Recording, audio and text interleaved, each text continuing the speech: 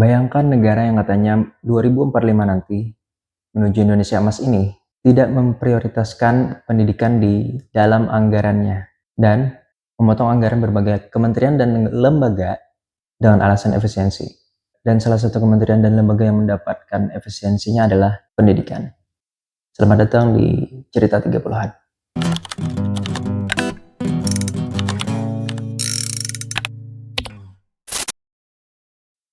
Sebagai orang yang udah berkeluarga dan punya anak, wajar rasanya kalau aku juga merasakan dampaknya. Bukan nggak mungkin suatu saat nanti efisiensi anggaran ini berdampak pada kehidupan kita. Suatu saat bisa aja gaji ASN dan pegawai negeri dipotong untuk melancarkan program makan bergizi gratis. Aku kebayang gimana kalau suatu saat mungkin aja guru-guru mogok kerja, nggak mau ngajar lagi dan sekolah bukan lagi jadi tempat belajar tapi malah jadi tempat makan.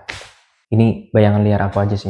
Sekarang di usia ini makin kerasa dampak dari pilihan politik kita ya.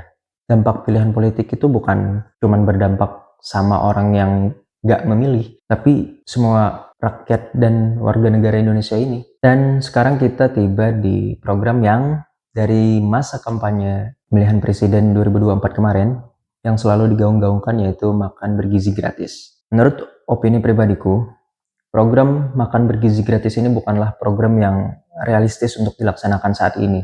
Program ini terdengar sederhana, makan bergizi gratis. Tapi kita tahu bahwa anggaran yang dikeluarkan untuk program ini nggak sedikit. Belum lagi masalah teknis pelaksanaannya nanti. Aku nggak setuju program makan bergizi gratis, bukan berarti aku nggak setuju untuk anak-anak dan ibu hamil itu mendapatkan makan yang bergizi ya. Tapi program ini harusnya bisa lebih tepat sasaran. Sekarang gini, apakah semua anak yang dapat makan gratis sekarang ini nggak bisa makan kalau nggak dikasih makan gratis? Nggak juga kan? Maksudku kayak gini, ada kategori-kategori siswa ataupun ibu hamil yang memang harus mendapat makan gratis, dan ada juga yang tentunya tetap bisa makan tanpa harus dikasih makan gratis gitu, tergantung kemampuannya masing-masing. Ya intinya program ini harusnya mendapatkan kajian lebih mendalam tentang baik anggaran dan pelaksanaannya, biar lebih tepat sasaran gitu, dan tidak menghabiskan anggaran. Nah sekarang beberapa waktu lalu pemerintah sudah menetapkan bahwa pendidikan dan kesehatan tidak menjadi program prioritas lagi, seenggaknya di periode pemerintahan yang sekarang ya. Bukan cuma itu, beberapa waktu lalu juga pemerintah memberikan pengumuman bahwa akan melaksanakan efisiensi anggaran bagi berbagai kementerian dan lembaga. Dan salah satu kementerian dan lembaga yang terkena efisiensi anggaran adalah Kementerian Pendidikan. Ya, pendidikan. Yang dimana kita tahu bahwa pemerintah menggaungkan Indonesia Emas 2045. Dan kita tahu juga bahwa untuk memajukan suatu negara, pendidikan adalah faktor utama yang harus diperhatikan oleh pemerintah. Saya yakin Indonesia Emas 2045. Kalau aku sih makin cemas ya. Efisiensi anggaran ini juga mendapatkan berbagai macam respon dari masyarakat, termasuk ada yang positif, ada yang negatif sih. Yang positif mungkin berpandangan bahwa oh ini pemerintah motong anggaran biar nggak dikorupsi, itu yang berpandangan secara positif. Tapi secara pribadi aku sih agak pesimis sih. Kalau koruptor mau korupsi sih nggak lihat anggaran mau besar kecil ya. Kalau mereka mau korupsi ya korupsi aja. Ya gimana nggak pesimis coba, di saat masyarakat kesusahan harus ngantri gas LPG, susah dapatnya. Salah satu kementeriannya malah melantik staf sus baru. Staf sus lagi. Sejujurnya aku nggak ngerti kenapa harus ada staf sus lagi gitu di setiap, mungkin nggak setiap di kementerian atau lembaga-lembaga pemerintah. Dari sekian banyak ASN dan pegawai yang udah ada gitu, kenapa harus ada staf sus lagi sih? Bukannya kementerian dan lembaga-lembaga itu dibikin biar udah ngurusin urusannya masing-masing gitu, punya tupoksi dan kekhususan kerjanya masing-masing. Kenapa harus ada staf sus lagi sih? Heran, nggak paham. Yang ngerti kalian tolong jelasin deh.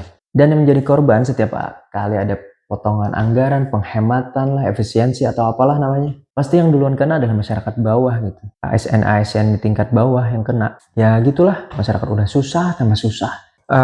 Balik lagi ke pendidikan. Sekarang gini, dengan anggaran pendidikan yang sebelumnya, sebelum dipangkas aja, kualitas pendidikan kita itu masih jauh dari kata baik gitu. Masih banyak kurangnya, masih banyak yang perlu diperbaiki. Baik dari segi pemerataan fasilitas dan kualitas guru. Bahkan belum lama kita menghadapi bahwa isu kenaikan UKT untuk universitas-universitas di Indonesia. Masalah tunjangan kinerja dosen yang nggak dibayar dari 2020. Gimana tuh nasibnya? Masih optimis Indonesia Emas 2045? Gimana mau optimis coba? Kita semua tahu bahwa yang menjadikan sebuah negara itu maju adalah kualitas sumber daya manusianya. Di mana cara untuk menaikkan kualitas sumber daya manusia adalah dengan pendidikan. Dan untuk mencapai kualitas pendidikan yang baik itu banyak faktornya, termasuk kesejahteraan guru, fasilitas sekolah, dan lain-lain lah, masih banyak lagi. Itu baru yang keinget di kepala tuh. Tapi memang efisiensi anggaran ini bukan hanya berdampak pada kementerian dan lembaga pendidikan aja, banyak kementerian juga kena efisiensi anggarannya. Tapi sebagai orang yang pernah belajar dan berkuliah di Fakultas Keguruan dan Ilmu Pendidikan, cukup gregetan dengan kebijakan pemerintah yang menurutku kurang memprioritaskan pendidikan gitu.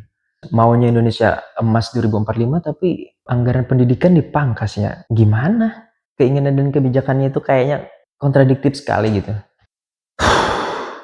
Ya, memang aku tahu video ini bukan video pertama yang mengkritik atau mereaksi terhadap kebijakan tentang efisiensi anggaran ini. Ya, tapi ini adalah salah satu suara kekhawatiran aku sebagai warga negara Indonesia tentang nasib pendidikan Indonesia ke depannya.